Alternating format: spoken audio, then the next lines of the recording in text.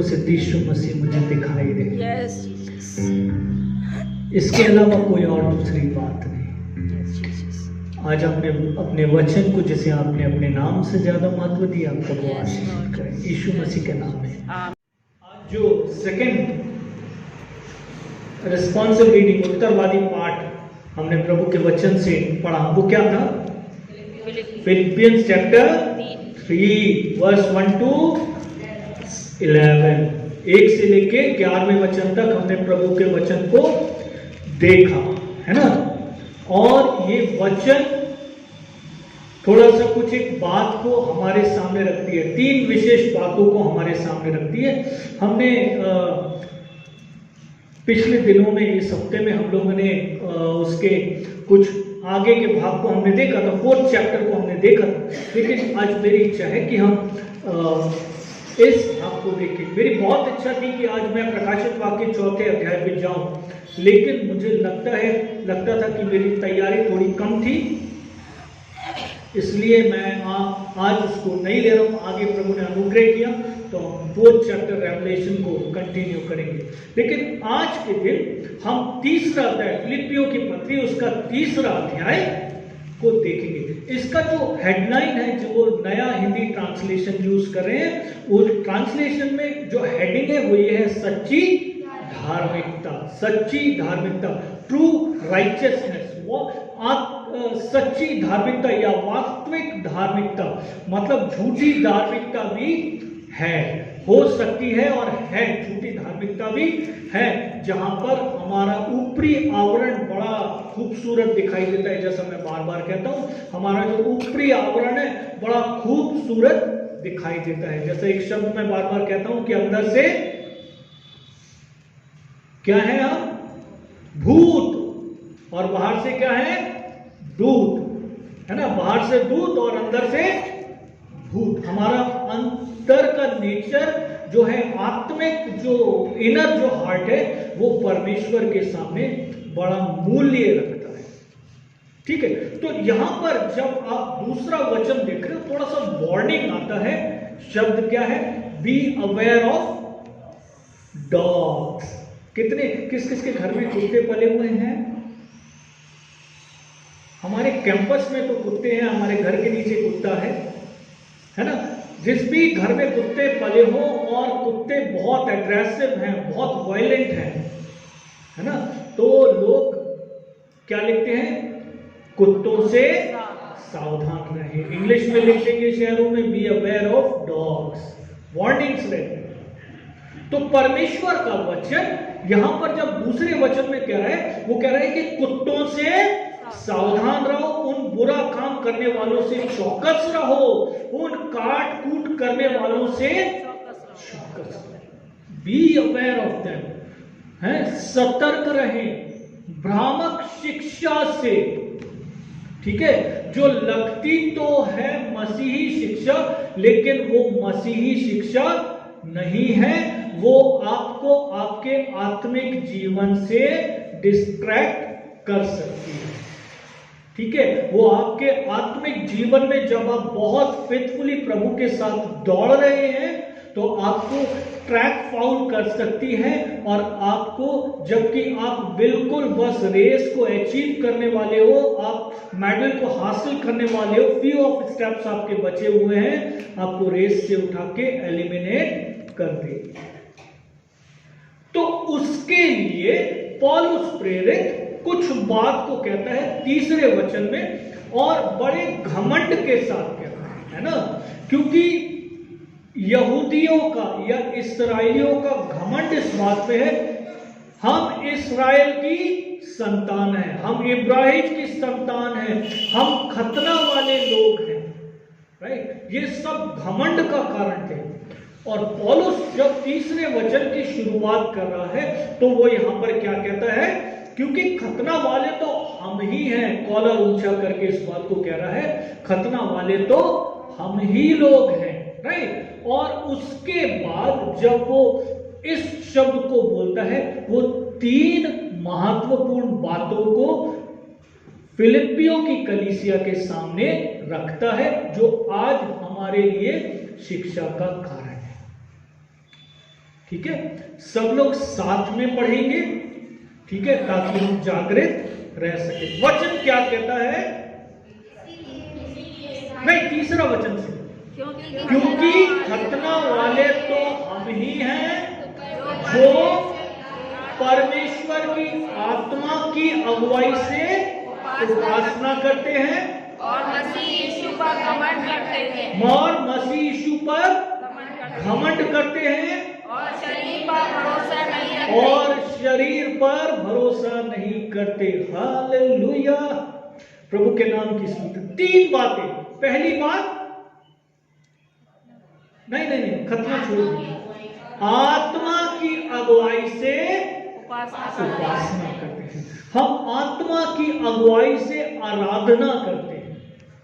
जैसा पवित्र आत्मा हमें बोलता है वैसा हम आराधना करते हैं। तो आराधना क्या है? बार बार बोला है, कई बार बोला है, आराधना क्या है? स्तुति करना, वचन को पढ़ना, हाँ, समझना, मनन करना। राइट। हम जीवन भर इसी कॉन्सेप्ट में फंसे रहते हैं। किस पर? स्तुति करना, गाने गाना, वचन पढ़ना, प्रार्थना करना।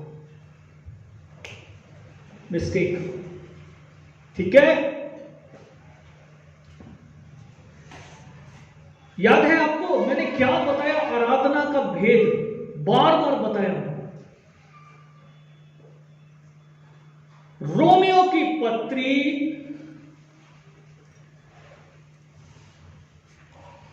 माफ कीजिए, उससे पहले हम लोग यूहन्ना उसके 4 अध्याय में जाएं। इसको खुला रखिएगा, ठीक है? यूहन्ना 4 अध्याय, यूहन्ना रचित सुसमाचार उसका 4 अध्याय 23वां वचन। परंतु वह समय आता है, वरन अब भी है, जिसमें वे सच्चे भक्त पिता का भजन आत्मा और सच्चाई से करेंगे, क्योंकि पिता अपने लिए ऐसे ही भजन करने वालों को ढूंढता है। 22, 23, 24 हम सब पढ़े साथ में। तुम जिसे नहीं जानते उसकी आराधना करते हो, और हम जिसे जानते हैं उसकी आराधना करते हैं, क्योंकि उद्धार यहूदियों में से है। परंतु वो समय आता है, वरन अब भी है, जिसमें सच्चे भक्त पिता की आराधना आत्मा और सच्चाई से करेंगे, क्योंकि पिता अपने लिए ऐसे ही आराधकों को ढूंढता है। परमेश्वर आत्मा है, और अवश्य है कि उसकी आराधना करने वाले आत्मा और सच्चाई से उसकी। मैं इस बात से डिनाई नहीं कर रहा हूं कि गीत गाना, परमेश्वर के गुणों का बखान करना, उसकी बड़ाई करना, परमेश्वर ने जो अद्भुत काम हमारे व्यक्तिगत जीवनों में किए, हम उनके बारे में परमेश्वर के नाम को ऊंचा उठाएं, ये आराधना नहीं है। ठीक है? अभी जो हम कर रहे हैं ये आराधना है, ये भी आराधना है, लेकिन इससे बियॉन्ड, इससे आगे की बात पौलुस प्रेरित कहते हैं कि तुम अब तक दूध पीते हुए बच्चे हो, अभी तक तुमने अन्न चबाना शुरू नहीं किया। मैं अन्न चबाने वाली बात आपसे कर रहा हूं। ठीक है?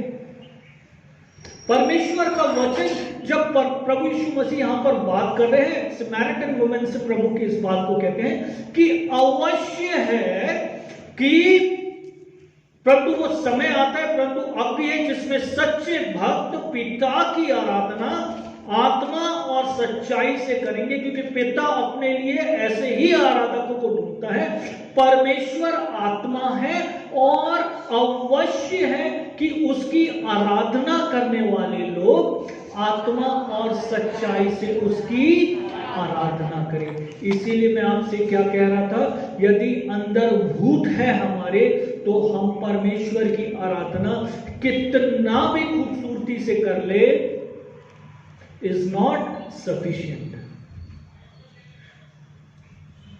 कितने अच्छे म्यूजिक सिस्टम को यहाँ पर लेके आ जाए, भारत के सबसे बड़े म्यूजिशियंस को जो बहुत अच्छे हैं, बहुत अच्छे वर्शिप लीडर्स हैं, चाहे कैमरॉन मेंडिस को लेके आ जाए या ब्रदर एस.आर. मनोहर या ब्रदर पॉल दिनकरन को लेके आ जाए, is not sufficient.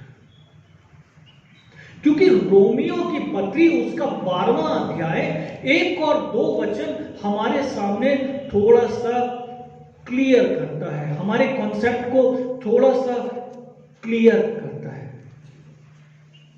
Right? Bible क्या कहती है, जल्दी से देखिए रोमियो 12 उसका 1 और 2 वचन। इसलिए हे भाइयों, मैं तुमसे परमेश्वर की दया स्मरण दिलाकर विनती करता हूं कि अपने शरीरों को जीवित, पवित्र और परमेश्वर को भावता हुआ बलिदान करके चढ़ाओ। ये तुम्हारी क्या है? आत्मिक सेवा है, राइट? परमेश्वर का वचन हमसे क्या कह रहा है कि अपने शरीरों को जीवित, पवित्र और परमेश्वर को भावता हुआ बलिदान करके चढ़ाओ। हम बहुत अच्छा म्यूजिक, जैसा अभी मैंने बोला आपसे, हम बहुत अच्छा म्यूजिक प्रभु को सैक्रिफाइस ऑफर करके ऑफर नहीं कर सकते। हम सोचे कि हमने बहुत बड़ा दान दे दिया, लाखों रुपए यहां पर लाकर दे दिया इस कलीसिया में, और हम छाती चौड़ी करके घूमे, अरे मैं बहुत बड़ा दान दाता हूं, इज नॉट सफिशिएंट, राइट? ये मैं किसी को पर्सनल नहीं बोल रहा हूं, टू द पॉइंट बात कर रहा हूं। क्योंकि आज जो भजन हमने पढ़ा, भजन क्या था? कौन सा भजन था? हाँ गुरगुन, 50 है ना? भजन संगीता 50 में प्रभु का आत्मा क्या कहता है, दाऊद क्या कहते हैं यहां पर? हाँ बहुत बढ़िया, 8वें वचन से देखिए, सब लोग साथ में पढ़ेंगे। भजन संगीता 50 8वें वचन से आगे, मैं तुझ पर तेरे मेल बलियों के विषय में दोष नहीं लगाता, तेरे होम बलि तो नित्य मेरे पास चढ़ते हैं, मेरे लिए चढ़ते हैं। ठीक है, परमेश्वर उसमें हमसे बात नहीं कर, हम निरंतर अपना बेस्ट प्रभु को ऑफर करने की कोशिश करते हैं, हम प्रयास रहते हैं कि हम बेस्ट प्रभु को दें। लेकिन प्रभु क्या कह रहे हैं यहां पर? प्रभु क्या कहते हैं? मैं ना तो तेरे घर से बैल, ना तेरे पशुशाला से बकरे लूंगा, क्योंकि वन के सारे जीव जंतु और हजारों पहाड़ों के जानवर मेरे ही हैं। पहाड़ों के सब पक्षियों को मैं जानता हूं, और मैदान पर चलने वाले जानवर मेरे ही हैं। एवरीथिंग बिलोंग्स टू गॉड, सब कुछ परमेश्वर का है, परमेश्वर ने बनाया है, परमेश्वर से है सब कुछ, हमारा अपना कुछ नहीं है। जो धन्यवाद हम यहां पर आज ऑफर करेंगे प्रभु को, जो भेंट हम लेके आए हैं, वो वही भाग है जो प्रभु ने हमें दिया, हम प्रभु को उसको लौटा रहे हैं। ठीक है, हमको अपने माइंड को थोड़ा क्लियर करना है, हम कुछ नहीं दे रहे प्रभु को, जो प्रभु ने हमें दिया वो हमने थोड़ा सा प्रभु को लौटाया है। उपकार की भेंटों का जो गाना है उसमें एक लाइन है ना, जो भी हमारा प्रभु का, सब कुछ प्रभु का, कुछ हमारा नहीं, कुछ हम डिजर्व नहीं करते कि हम अपना कॉलर ऊंचा करके कहते प्रभु से, प्रभु हम आपके लिए ये लेकर आए हैं। Everything belongs to God, we can not give anything to the Lord, but one thing God requires. परमेश्वर एक बात की प्रतीक्षा मुझसे और आपसे करता है। भजन संगीता उसका 51 अध्याय में जब आप देखते हो, दाऊद की क्षमा याचना की प्रार्थना है, परमेश्वर का वचन कहता है 17वें वचन में, टूटा मन परमेश्वर के योग्य बलिदान है। That is worship। जब हम टूटे हुए हृदय के साथ प्रभु के सामने आते हैं, contrite heart is the real worship before the Lord। हमारा टूटा हुआ बलिदान रियल सैक्रिफाइस है परमेश्वर के। हम जीवित आराधना है, जैसा रोमन्स चैप्टर 12 वर्स 1 और 2 कह रहा है, हम जीवित आराधना है प्रभु के लिए, राइट। परमेश्वर का वचन हमसे इस बात को कहता है कि कुछ भी चीज जिस पर हम सोचते हैं हम घमंड कर सकते हैं, वो हमारा नहीं, राइट। परमेश्वर का वचन, यदि आप 50 अध्याय के आखिरी वचन को देखते हो तो वचन कहता है, धन्यवाद का बलिदान चढ़ाने वाला मेरी महिमा करता है। लेकिन जो अपना चरित्र उत्तम रखता है उसको मैं परमेश्वर का किया हुआ उद्धार दिखाऊंगा। परमेश्वर का वचन हमसे इस बात को कहता है कि धन्यवाद के बलिदान का चढ़ाने वाला मेरी महिमा करता है, परंतु जो अपना चरित्र उत्तम रखता है उसको मैं अपना किया हुआ उद्धार दिखाऊं। वादा है प्रभु का हमसे, राइट। लेकिन कब है? जब हम अपने जीवन को एज अ लिविंग सैक्रिफाइस, जब हम अपने जीवन को एक जीवित बलिदान के रूप में परमेश्वर को चढ़ाएंगे। That is real worship before God, right? आगे जाएंगे दूसरी बात के ऊपर। कौन सी दूसरी बात है? दूसरी बात क्या है? फिलिपियों 3 अध्याय उसका 3 वचन का दूसरा बात, और यीशु मसीह पर घमंड करते। मसीही लोगों के घमंड का कारण रुपया, पैसा, कलीसिया की पोस्ट, कुर्सी, bench. I'm telling you literally, मैं यहां बैठता हूं, मैं यहीं बैठूंगा, है ना। कोई दूसरा उस स्थान पर आएगा, मैं उसे उठा दूंगा। मैंने देखा छतरपुर में इस चीज को, लोग गुस्सा हो गए यदि कोई दूसरा व्यक्ति आके उनकी बेंच पे आके बैठ गया। ये मेरा स्थान है ना। कलीसिया की जो कुर्सियां हैं, कलीसिया की कुर्सियां मतलब पोस्ट और पोजीशंस, मिशन ऑर्गेनाइजेशन में, ठीक है, मसीही संस्थाओं में, चाहे वो क्रिश्चियन हॉस्पिटल छतरपुर क्यों ना हो, जीविका का घमंड, कुर्सी का घमंड, मैं ये हूं। हो क्या? एक छोटे से डिपार्टमेंट के एक हेड हो, एक छोटे से डिपार्टमेंट के आप हेड हो, कोई पूरे अस्पताल के अधिकारी नहीं हो, एक छोटे से अस्पताल के अधिकारी हो, जिसको छतरपुर से बाहर बहुत कम ही लोग जानते होंगे, राइट। लेकिन वो चौड़े होने का कारण है, वो कॉलर ऊंचा करने का कारण है, और यदि कोई छू दे तो बस।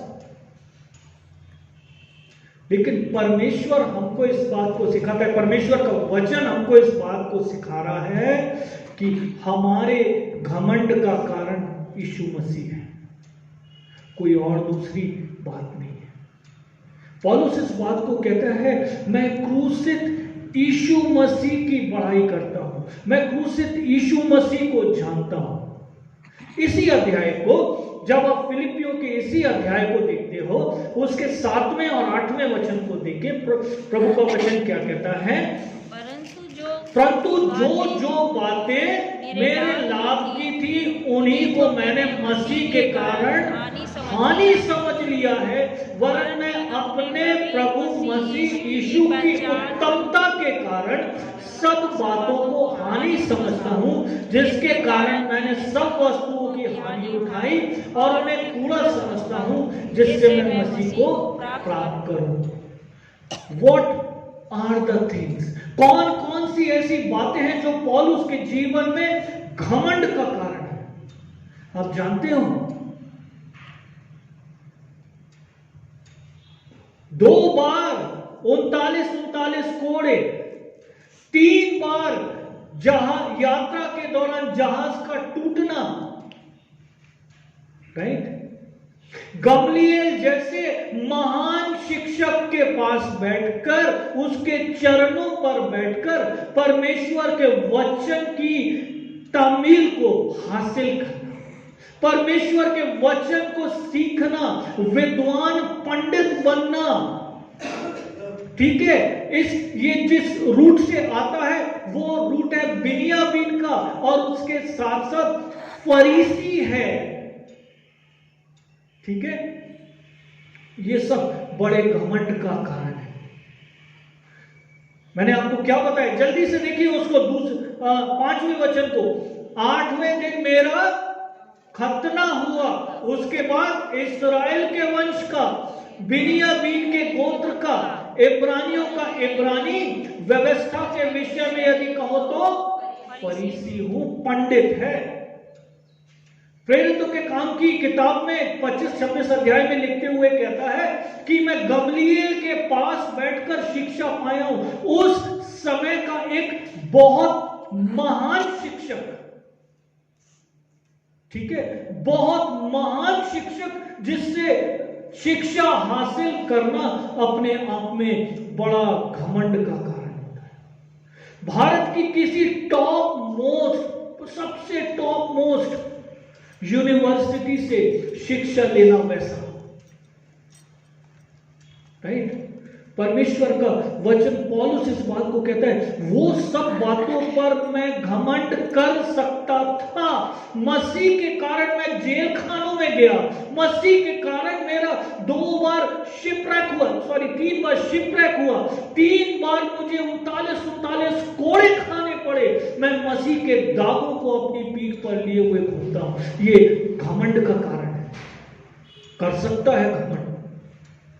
लेकिन पौलुस क्या कहता है यहां पर, जो जो बातें मेरे लाभ की थी, मैं यीशु मसीह के कारण उन सब बातों को हानि समझता हूं। पौलुस प्रेरित यहां पर कहता है, वरन मैं अपने प्रभु यीशु मसीह की पहचान की उत्तमता के कारण सब बातों को हानि समझता हूं। All things are in vain, सब बातें मेरे लिए यूजलेस है, वो सब बातें मेरे काम की नहीं है। तो पहला अध्याय देखिए, फिलिप्पियों की पत्री, उसका पहला अध्याय, उसका 21वां वचन हमसे क्या कहता है। परमेश्वर का वचन इस बात को कहता है 20वें वचन से, मैं तो यही हार्दिक लालसा और आशा करता हूं कि मैं किसी बात में लज्जित ना हूं, पर जैसे मेरे प्रबल साहस के कारण मसीह की बड़ाई होती है, मेरी देह के द्वारा सदा होती रहे, वैसे ही अब भी हो, चाहे मैं जीवित रहूं या मर जाऊं। राइट। पौलुस यहां पर क्या कह रहे हैं, मैं तो, मेरी जीवन की यह हार्दिक लालसा है और आशा रखता हूं कि मैं किसी भी बात में लज्जित ना हूं, पर जैसे मेरे प्रबल साहस के कारण मसीह की बड़ाई मेरी देह के द्वारा सदा होती रहती है, वैसे ही अब भी हो चाहे मैं जीवित रहूं या मर जाऊं, क्योंकि मेरे लिए जीवित रहना मसीह है और मर जाना लाभ है। अपने हाथ को ऊंचा उठाकर इस बात को प्रोक्लेम करेंगे, अपने हाथ को उठाएं सब लोग, मेरे लिए जीवित रहना मसीह है और मर जाना है। हालेलुया। इस अंगीकार के लिए प्रभु इस अंगीकार को हम ग्रहण करें। परमेश्वर का वचन गलतियों 2 अध्याय उसका 20वां वचन कहता है, गलतियों 2 अध्याय उसका 20वां वचन, परमेश्वर का वचन यहां पर कहता है, मैं मसीह के साथ क्रूस पर चढ़ाया गया हूं और अब मैं जीवित ना रहा, पर मसीह मुझ में जीवित है, और मैं शरीर में अब जो जीवित हूं तो केवल उस विश्वास से जीवित हूं जो परमेश्वर के पुत्र पर है, जिसने मुझसे प्रेम किया और मेरे लिए अपने आप को दे दिया। हमारे घमंड का कारण, यीशु मसीह ने हमारे पापों के लिए अपने आप को दे दिया।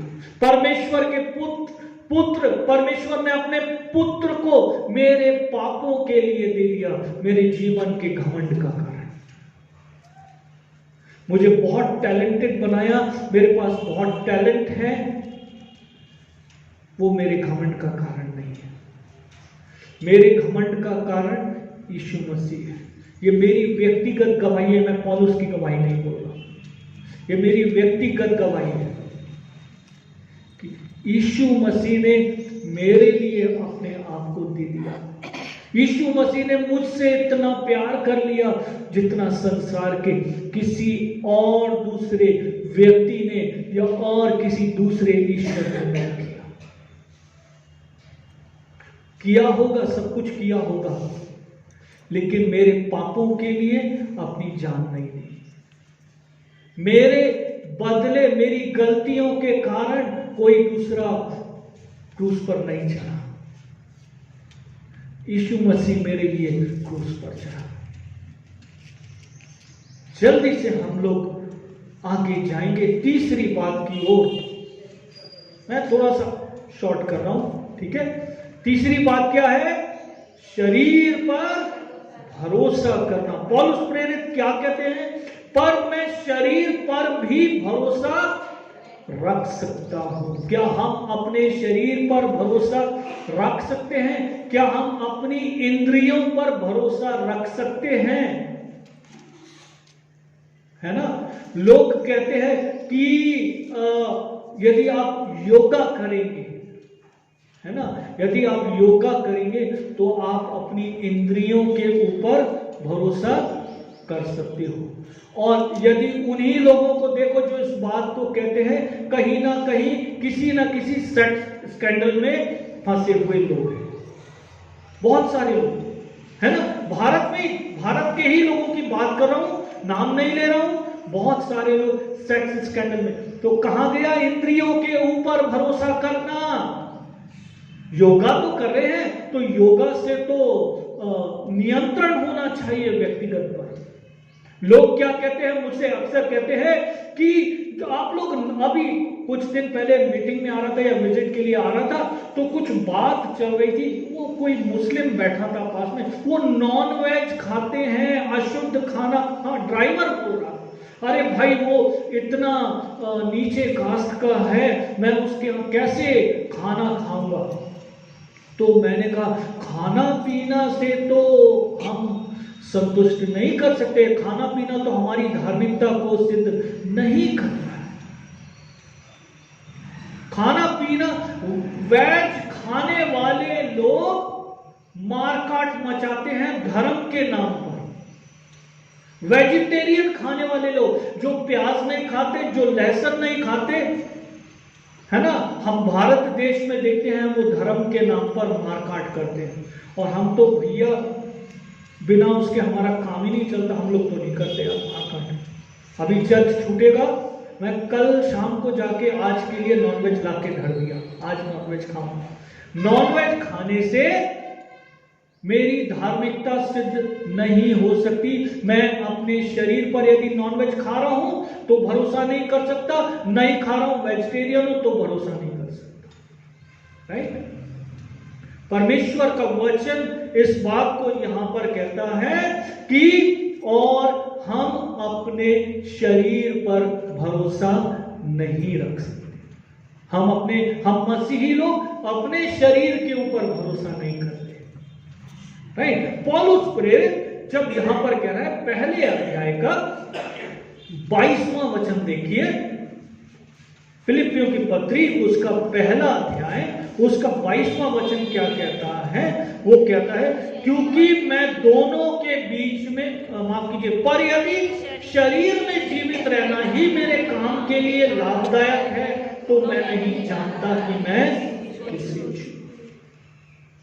राइट? शरीर के लिए या तो मैं मसीह को चुनूं, राइट, या मैं मसीह पे भरोसा रखूं अपने शरीर के अलावा, या मैं शरीर के ऊपर भरोसा रखूं। पौलुस यहां पर क्या कह रहे हैं? पौलुस कहते हैं पर यदि शरीर में जीवित रहना ही मेरे लिए लाभदायक है, शरीर पर ही भरोसा करना मेरे लिए लाभदायक है, तो मैं नहीं जानता कि मैं किस बात को छोड़ूं। आगे जब हम जाते हैं रोमियो की पत्री 8वां अध्याय, रोमन्स चैप्टर 8 चौथे पद से आगे परमेश्वर का वचन क्या कहता है?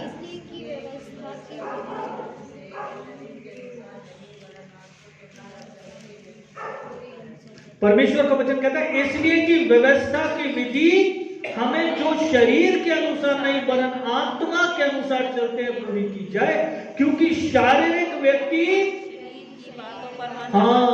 क्या है?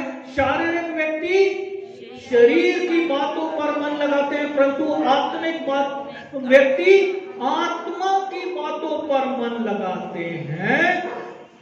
शरीर पर मन लगाना तो क्या है? मृत्यु है, परंतु आत्मा पर मन लगाना जीवन और शांति है। क्योंकि शरीर पर मन लगाना तो परमेश्वर से बैर रखना है, क्योंकि ना तो परमेश्वर की व्यवस्था के अधीन है और ना हो सकता है, और जो शारीरिक दशा में है वे परमेश्वर को प्रसन्न नहीं कर सकते। हम शरीर पर घमंड करके परमेश्वर पर भरोसा नहीं कर सकते, हम परमेश्वर को प्रसन्न नहीं कर सकते। ठीक है, परमेश्वर का वचन साफ साफ इधर पे कहता है क्योंकि शारीरिक व्यक्ति शरीर की बातों पर मन लगाते हैं, परंतु आध्यात्मिक आत्मा की बातों पर मन लगाते हैं। शरीर पर मन लगाना तो मृत्यु है, परंतु आत्मा पर मन लगाना जीवन और शांति है। और 8 वर्ष कहता है जो शारीरिक दशा में है वो परमेश्वर को प्रसन्न नहीं कर सकते। We can not please God in our physical structure. शरीर पर भरोसा करके हम प्रभु को प्रसन्न नहीं कर सकते। उदाहरण के लिए जैसा मैंने आपसे कहा कि हमारे पास बहुत अच्छे म्यूजिकल इंस्ट्रूमेंट्स हैं, बहुत अच्छे सिंगर्स हैं, लेकिन यदि उन बजाने वालों के जीवन में, उन गाने वालों के जीवन में परमेश्वर की पवित्रता का आदर नहीं है तो उनका गाना बकवास है। राइट? हम ताली बजाकर गाएंगे, परमेश्वर पवित्र आत्मा के अभिषेक को दिल देगा। जरूरी नहीं है ये म्यूजिकल सिस्टम। मैंने जांच कर देख चुका हूं, पिछले समय में जब हमारा पीए सिस्टम वर्क नहीं करता था, मुझे कीबोर्ड लाना, ट्रांसपोर्ट करना बार बार बस में दिक्कत होता था। अभी कार है तो मैं ले आता हूं रेगुलर, लेकिन हम जीवित आराधना होते। छतरपुर में मुझे बहुत बार लोग इस बात को बोलते हैं कि तुझे तो बस माइक मिल जाए, लेकिन मैं उनको उस वक्त बोला करता था जिस कलीसिया में मैं सेवा करता हूं वहां पर कई बार लाइट नहीं रहती है और हम बिना माइक्रोफोन के सर्विस को रन करते हैं। हमारे पास म्यूजिकल इंस्ट्रूमेंट्स नहीं है, हम ताली बजाकर और सिर्फ कॉन्गो पर, खंजड़ी पर प्रभु की आराधना करते हैं। वो जीवित आराधना है। जब आराधक लोगों का जीवन शरीर परमेश्वर के ऊपर भरोसा करता है। अभी अभी हाल में फर्स्ट ईयर नर्सिंग स्टूडेंट्स आए, तो पिछले महीने की बात है, मुझे जो अभी बहन जो चैपलिनसी देख रही है उसने मुझे बोला कि भैया आप आज शाम की आराधना ले लेना। मैं जाके बैठा हूं और वो गाने को सेलेक्ट कर रहे हैं, हम ऐसे करेंगे, हम वैसे करेंगे, हम ये करेंगे, हम वो करेंगे, हम ऐसा करेंगे, वैसा करेंगे, तू ये कर लेना, तू वो करना। मैं उन बच्चियों के पास बड़े प्यार से रहा। मैंने कहा बेटा, परमेश्वर की आराधना को लीड करने का ये तरीका नहीं है, नहीं है। परमेश्वर चाहता है हम अपने आत्मिक स्वभाव में पहले परमेश्वर को समझना शुरू करें। हम शरीर पर कम भरोसा करें, या कहना चाहिए हम शरीर पर बिल्कुल भरोसा मत करें। परमेश्वर का वचन हमसे इस बात को कहता है। कुलुस्सियों की पत्री, मैं जल्दी से समाप्ति की ओर जाना चाहता हूं, मुझे ऐसा लग रहा मैं बियॉन्ड टाइम जा रहा हूं, सामने की घड़ी वर्क नहीं कर रही है। परमेश्वर का वचन कहता है 3 अध्याय के 20वें वचन से आगे, कुलुस्सियों की पत्री 3:20 से लेके 23वें वचन में हम देखते हैं। ओहो, माफ कीजिए, मैंने कुछ गलती कर दिया। हाँ सॉरी, 1, 2, 3, 3 अध्याय 1, 2, 3। जब तुम मसीह के साथ जिलाए गए तो स्वर्गीय वस्तुओं की खोज में रहो, जहां मसीह विद्यमान है और परमेश्वर की दाहिनी ओर बैठा है। पृथ्वी पर की नहीं परंतु स्वर्गीय वस्तुओं पर ध्यान लगाओ, क्योंकि तुम तो मर गए और तुम्हारा जीवन मसीह के साथ परमेश्वर में छिपा हुआ है। और जब मसीह जो हमारा जीवन है प्रकट होगा, तब तुम भी उसके साथ महिमा से प्रकट किए जाओगे। इसलिए अपने उन अंगों को मार डालो जो पृथ्वी पर हैं, अर्थात व्यभिचार, अशुद्धता, दुष्ट कामना, बुरी लालसा और लोभ को, जो मूर्ति पूजा के बराबर है। इन्हीं के कारण परमेश्वर का कोप आज्ञा न मानने वालों पर।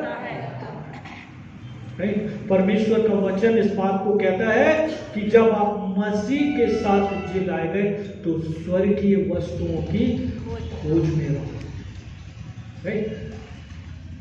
3 बातें मुख्य रीति से आज की सुबह हमने देखी है। पहली बात कि हम कौन हैं?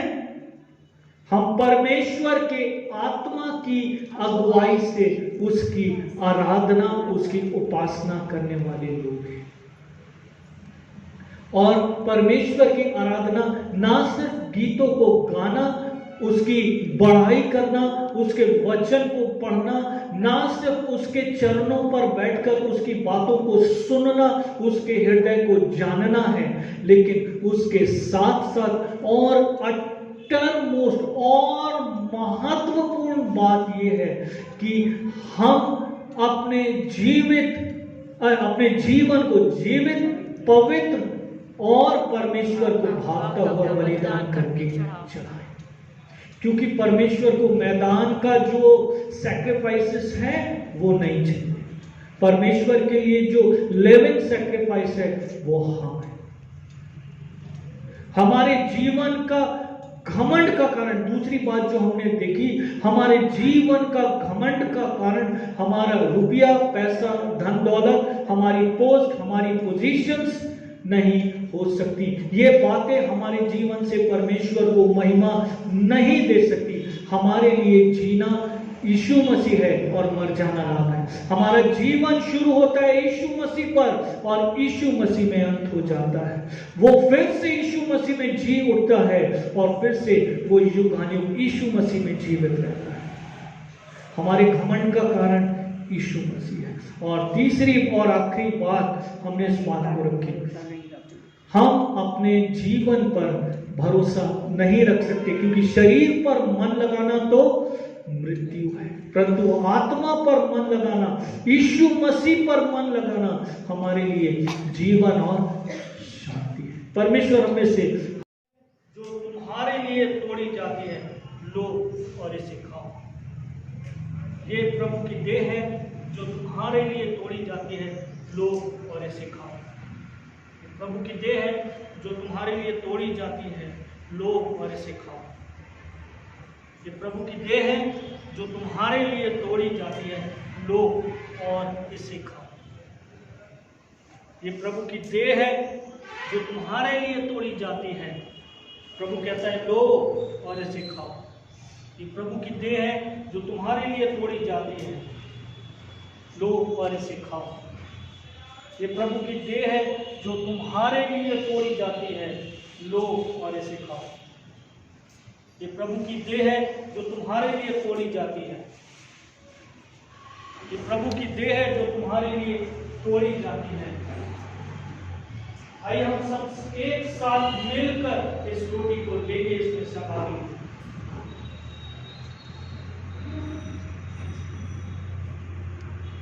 यारी के पश्चात उसने कटोरा लिया और कहा, ये कटोरा मेरे लहू में नई वाचा है, लो और इसे पियो। प्यारी के पश्चात उसने कटोरा लिया और कहा, ये कटोरा मेरे लहू में नई वाचा है, लो और इसे पियो। जब ये कटोरा आपको मिलता है, इंतजार करें, हम सब साथ में एक साथ इस कटोरे को लेंगे, क्योंकि ये कटोरा प्रभु के लहू में हम सब के लिए नई वाचा, ये हमारी आपसी सहभागिता का प्रतीक है।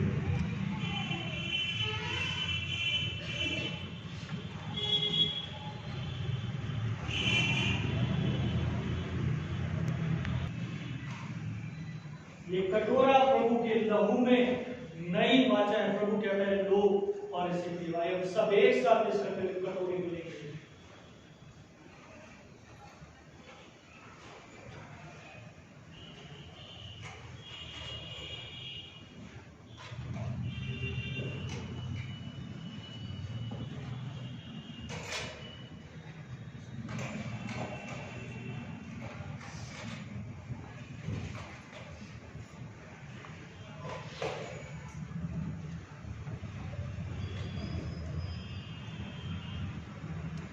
कोई और है लेफ्ट ओवर?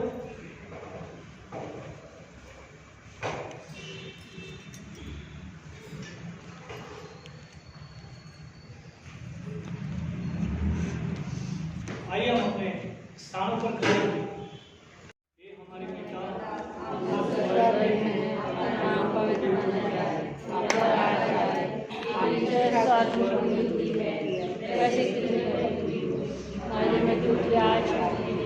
जैसे हमने अपने अपराधी को क्षमा वैसे हमारे अपराध हम परीक्षा में न डाल, बुराई से बचा, क्योंकि राज, पराक्रम, महिमा सदा के लिए है।